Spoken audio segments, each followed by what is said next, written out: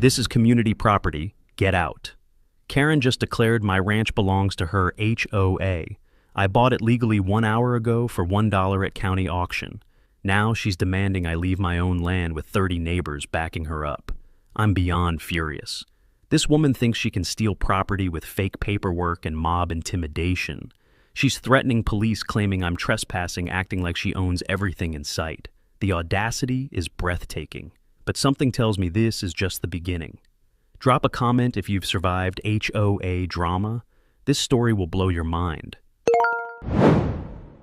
The citation notice was still in my hand when my marriage ended. $27 for a garden hose that was unapproved seafoam green instead of regulation forest green. My wife Jennifer stood in our kitchen, divorce papers spread across the granite countertop like casualties of war. "I can't do this anymore, Jake," she said, not looking at me. "The constant fighting, the fines, the meetings. You've turned us into the neighborhood pariahs." I stared at the HOA violation in my palm. In 3 years, we'd accumulated $2,847 in fines. Paint color violations when I'd chosen dove gray instead of pearl gray. Lawn measurement disputes when our grass allegedly exceeded the 2 3/4 inch height limit. Mailbox positioning infractions for being 2.3 inches too far left of the approved center line. Window treatment violations for blinds that were cream instead of regulation eggshell. The final straw had been HOA President Margaret Thornfield taking photographs through our bedroom window at 6 a.m. to document unauthorized curtain modifications. When I'd confronted her about privacy invasion, she'd filed a harassment complaint against me.